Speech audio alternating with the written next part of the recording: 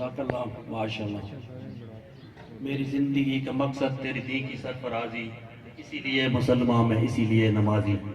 اب میں دعوت خطاب دیتا ہوں نائب امیر جماعت اسلامی پاکستان، سابق ناظم اعلیٰ اسلامی جمعیت طلبہ پاکستان، سابق صدر الخدمت فاؤنڈیشن پاکستان، پاکستانی سیاست میں ایک مثبت سوچ، جناب لیاقت بلوچ.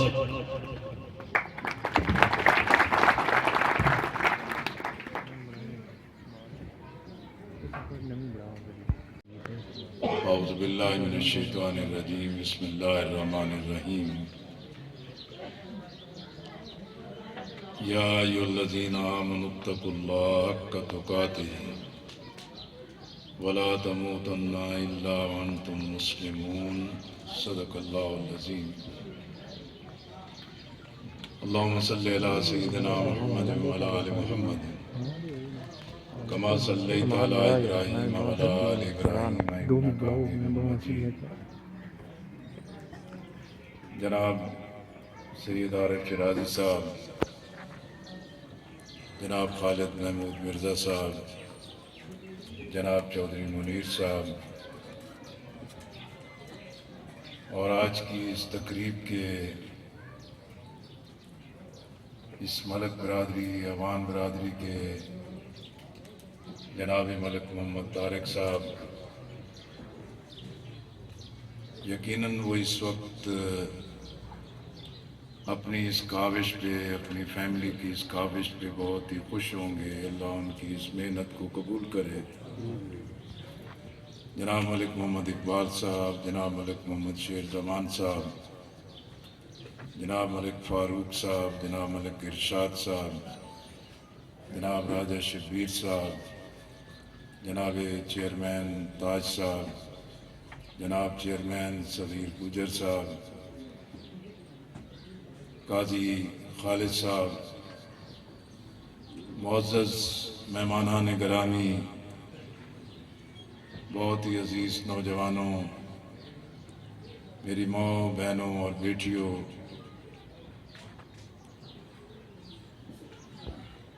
میں اس سوسائٹی کے ذمہ داران کا بھی اور بالخصوص خالد محمود مرزا صاحب کا شکریہ ادا کرتا ہوں کہ جو مسلسل اس علاقے میں اللہ کے دین کی دعوت کو عام کرنے، انسانوں کی خدمت کرنے اور دلوں کو جوڑنے کے لیے بہت ہی محنت اور مسلسل جدوجہد کر رہے ہیں. اور مجھے خوشی ہے کہ آج اس خاندان نے اور ان تمام بھائیوں نے اپنے دوست و احباب کے ساتھ مل کر ایک بڑا ہی نیکی کا، لوگوں کی خدمت کا، اور ایک ایسے مرحلے میں کہ جب انسان بیماری کے ہاتھوں بے بس ہوتا ہے اور علاج کے لیے کسی دور دراز جگہ جانا ہو، ایسے مرحلے پر ایمبولینس کی صورت میں ایک مدد ہو جائے اور ایک سہولت مل جائے تو یہ اس فرد کے لیے بھی، خاندان کے لیے بھی ایک نعمت سے کم نہیں ہوتا. اور میں مبارکباد دیتا ہوں کہ آج اس سروس کا افتتاحی پروگرام ہے اور آپ تمام حضرات یہاں تشریف لائے ہیں. میں چند باتیں جو آپ کی خدمت میں عرض کرنا چاہتا ہوں. یہ جو انسانوں کی خدمت ہے، یہ اللہ کی توفیق سے ہی ممکن ہے. اللہ نے مال تو ہر ایک کو دیا ہوتا ہے، کسی کو تھوڑا، کسی کو زیادہ. یہ اللہ ہی توفیق دیتا ہے کہ اپنے مال میں سے انسان کو خرچ کرنے کی بھی توفیق عطا کر دے. اور جو اس چیز کو سمجھ لے پا لے حقیقت میں اللہ کے دین اور انسانوں کی خدمت کے لیے جو مال خرچ کیا جاتا ہے وہی بچت ہے اور وہی آخرت میں کام آنے والی چیز ہے،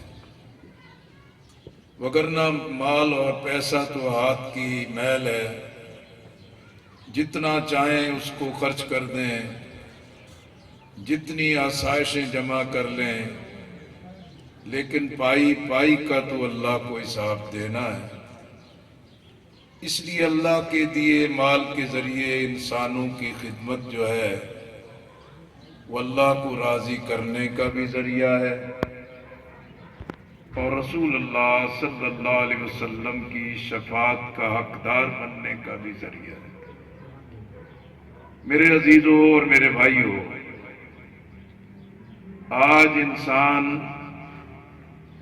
لاتعداد پریشانیوں سے دوچار ہے۔ کبھی ہم اس پر غور کریں کہ اس کی آخر کیا وجوہات ہیں۔ نبی مہربان صلی اللہ علیہ وسلم صلح حدیبیہ کے موقع پر احرام باندھ کر خانہ کعبہ کے طواف کے لیے اپنے پورے قافلے کے ساتھ مکہ کے باہر جمع تھے، لیکن کفار نے طے کر لیا کہ آپ کو عمرے کی اجازت نہیں دینا،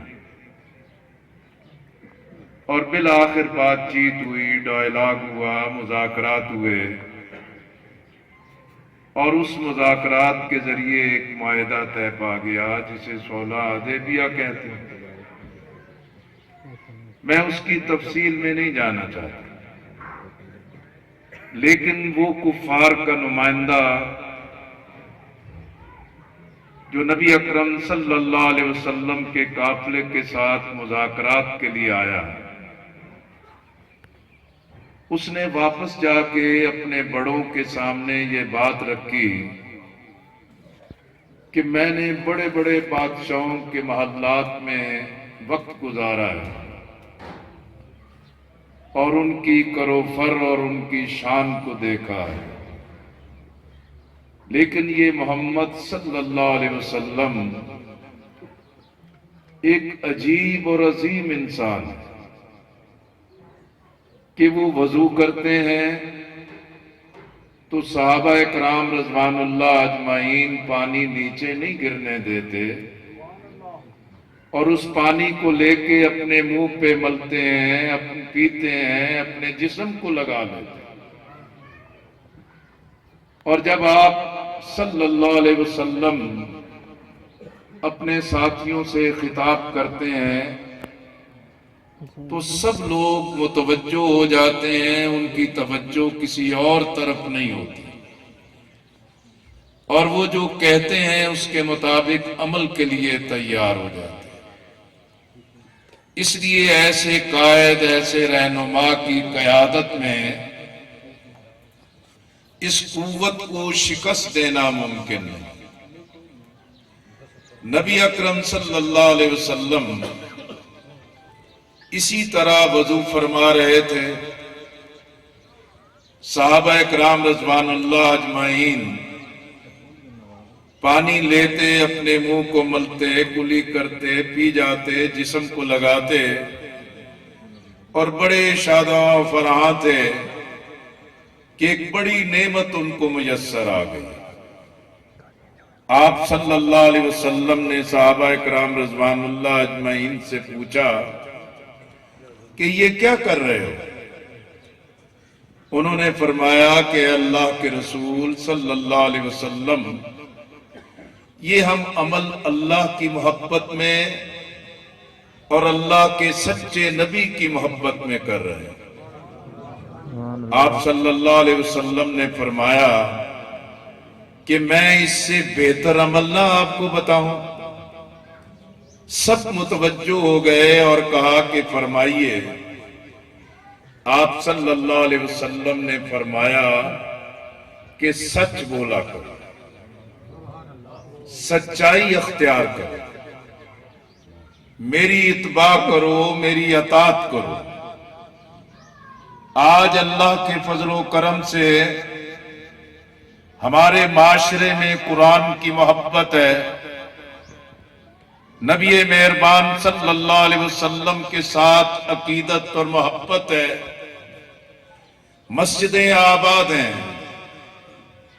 کلمہ کو کہنے پر اپنے آپ کو ہم فخر محسوس کرتے ہیں۔ اس سے بڑی ہماری سعادت کیا ہو سکتی ہے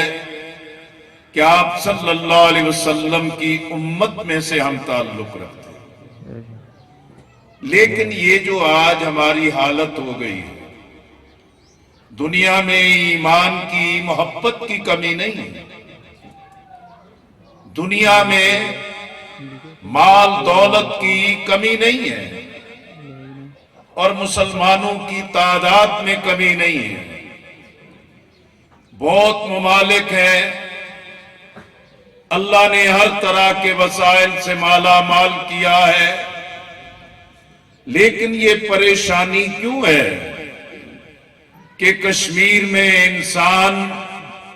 گاجر مولی کی طرح کاٹے جا رہے ہیں۔ قبلہ اول ارض انبیاء جس پر یہود قابض ہیں، دنیا بھر میں مسلمانوں کا خون ارزاں ہو گیا ہے۔ حقیقت میں یہ اسی وجہ سے ہے کہ ہم نے سچائی کا دامن چھوڑا، ہم نے حق کا دامن چھوڑا، ہم نے لوگوں کے در در پر سجدہ ریزی کی ہے۔ ایک اللہ کے در پر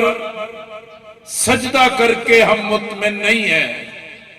ہمارا ایمان ہے کہ انسان کی جتنی زندگی ہے، دنیا کی کوئی طاقت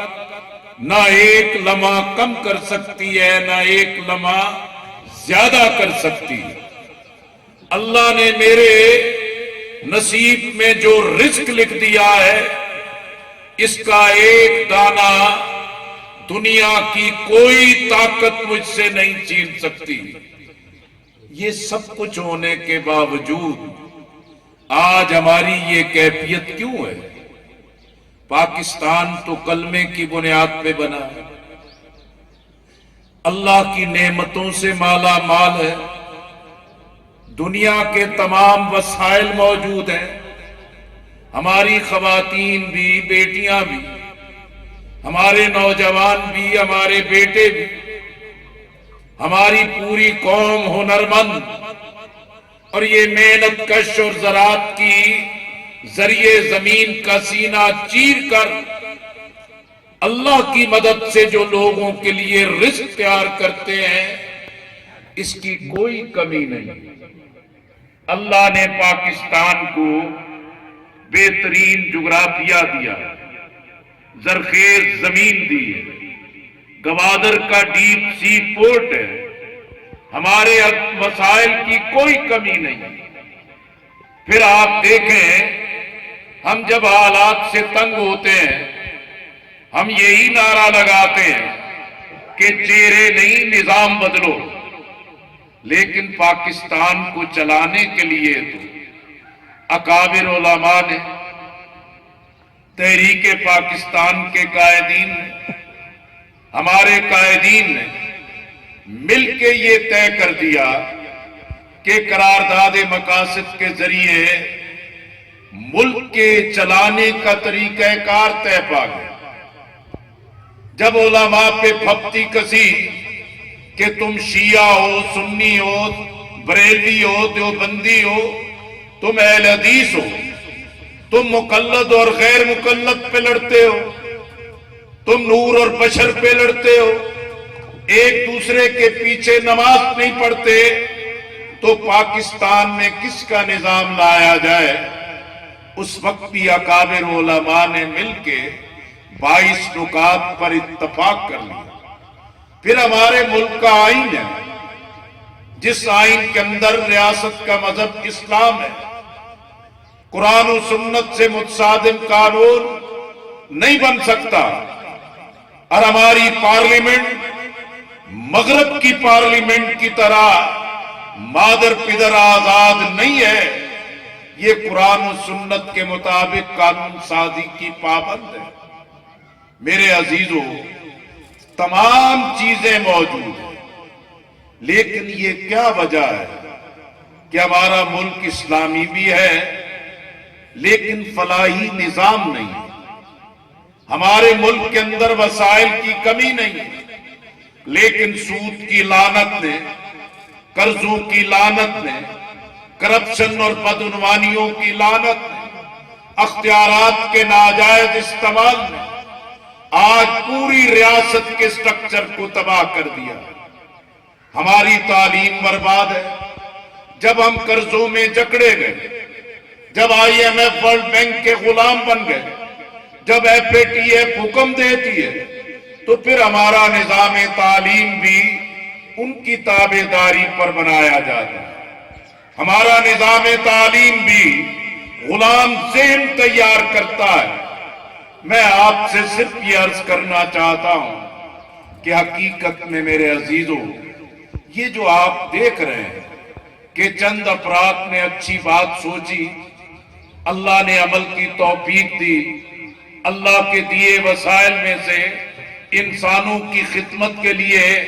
آج ایمبولینس کا افتتاح ہے، ڈسپینسری کے عزائم ہیں۔ انشاءاللہ شرازی صاحب کے کہنے کے مطابق یہاں کے ذہین فتیم مستحق بچوں کی تعلیم کے لیے بھی اہتمام کیا جائے۔ یقیناً یہ ایک جذبے کی بات ہوتی ہے، لیکن میرے عزیزوں، اصل سوال یہ ہے کہ یہ چیزیں کیسے ٹھیک ہوں، یہ معاملات کس طریقے سے ٹھیک ہوں۔ یہ کوئی امریکہ نے تعاون نہیں کرنا، یہ ورلڈ بینک نے کوئی نظام بنا کے نہیں دینا، یہ مال دولت پیسہ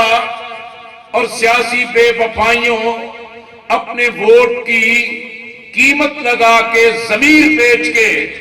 یہ نظام نہیں ٹھیک ہو سکتا۔ یہ اسی صورت میں ممکن ہے کہ ہم اللہ کی طرف لوٹ چلیں، ہم قرآن و سنت کی بنیاد کو تھام لیں، ہم اللہ کی رسی کو مضبوطی سے پکڑیں،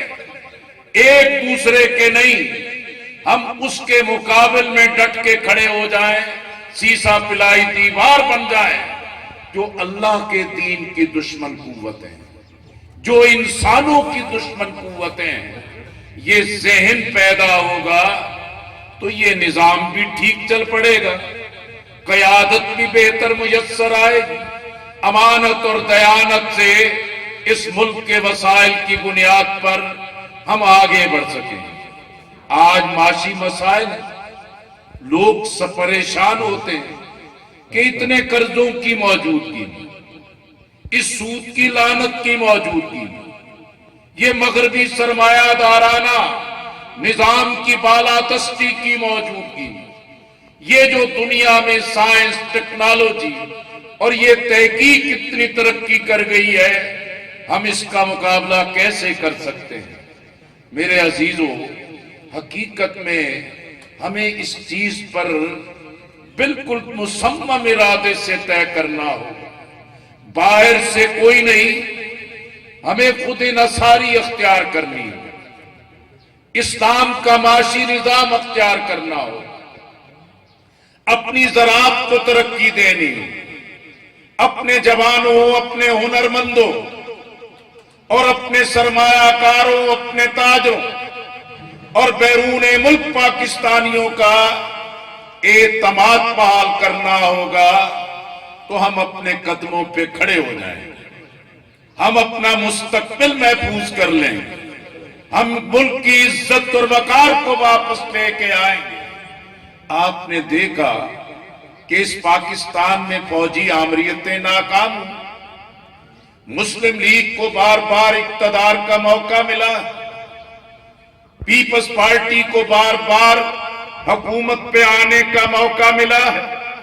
لیکن لوگوں میں مایوسی ہوئی کہ انہوں نے ڈیلیور نہیں کیا اور انہوں نے حالات کے مطابق ملک کو مستحکم نہیں کیا، سیاست کو، پارلیمنٹ کو اور جمہوریت کو، جمہوری عمل کو مستحکم نہیں کیا۔ اسی لیے لوگوں نے ایک نئی توقعات باندھی کہ عمران خان صاحب نئے لیڈر ہیں، نئی پارٹی ہے، تبدیلی کا نعرہ ہے، نوجوانوں نے والہانہ مدد کی، تعاون کیا۔ لیکن کیا وجہ ہے کہ اس 2.5 سال کی مدت میں نظریے کی بنیاد کمزور کر دی گئی، قادیانیت کی سرپرستی کی جاتی ہے، ریاست مدینہ کے نظام کی بات کر کے اس ملک کے اندر بے حیائی، بے شرمی، بے غیرتی، بے حمیتی بڑھتی چلی جا رہی ہے۔ آخر کیا وجہ ہے کہ یہ جو کہتے تھے IMF کے پاس جانے کی بجائے خودکشی کو ترجیح دیں، یہ جو کہتے تھے 1 کروڑ نوکریاں ہوں گی، 50 لاکھ مکانات ہوں گے، لیکن 3 سال کی مدت گزرنے والی ہے، ابھی تک ملک کا ویژن، حکومت کی پالیسی اور حکمت عملی واضح نہیں ہوئی۔ میں صرف یہ کہنا چاہتا ہوں، یہ جو سیاست کا حربہ ہے، یہ جو پولیٹیکل انجینئرنگ ہے، یہ جو انتخابات مرضی کے مطابق منعقد کر کے اس کے نتائج لینا ہے، آپ نے دیکھا کہ یہ سینٹ میں انتخاب میں کیا منڈی لگی۔ آپ نے دیکھا کہ ایک دن 16 لوگ جن کے بارے میں خود وزیر اعظم کہتے ہیں بک گئے ہیں، بکاؤ مال ہے، ان کی قیمت لگ گئی ہے، لیکن اپنے اعتماد کے لیے پھر انہی پر انحصار کیا جاتا ہے۔ یہی بے اصولی، یہی بے تدبیری، یہی جو راستہ ہے ہمیں تباہی کی طرف لے کے جا رہا ہے۔ جماعت اسلامی جسے ووٹ کی صورت میں اکثریت نہیں ملتی، جن میں لوگوں میں سوال ہوتا ہے کہ یہ اچھے لوگ ہیں لیکن ووٹ دینے کا کیا فائدہ، یہ جیتیں گے نہیں، لیکن ووٹ ملیں گے تو جیتیں گے۔ لیکن ہم یہ کہنا چاہتے ہیں، ہمیں ووٹ کی اکثریت کے پلڑے میں نہ تولا جائے۔ ہم اس ملک کی نظریاتی طاقت ہیں، ہم اس ملک کی منظم سیاسی طاقت ہیں،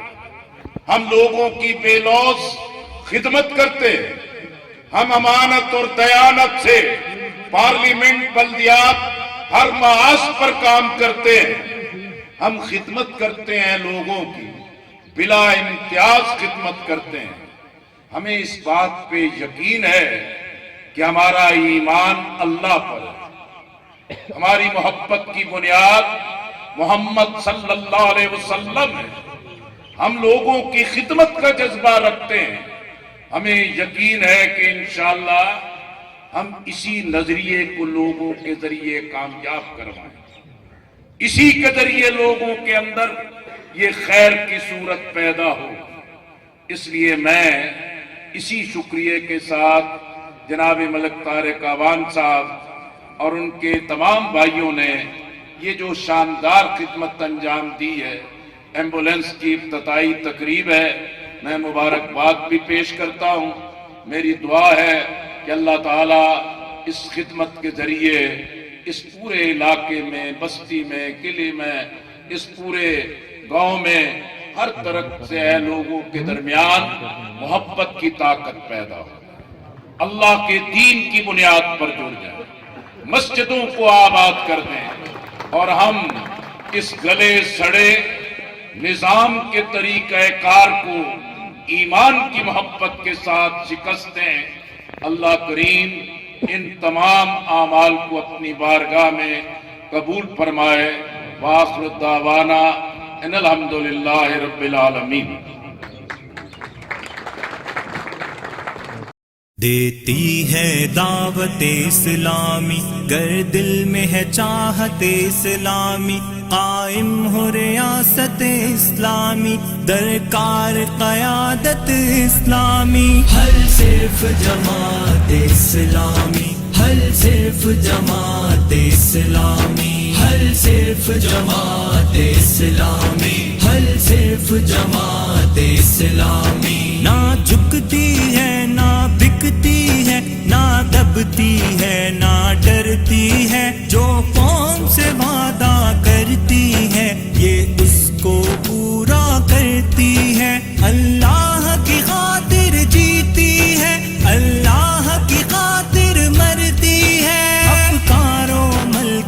اقتدار سے یہ دیتی ہے شہادت اسلامی. حل صرف جماعت اسلامی، حل صرف جماعت اسلامی، حل صرف جماعت اسلامی، حل صرف جماعت اسلامی، حل صرف جماعت اسلامی. نہ جھکتی ہے نہ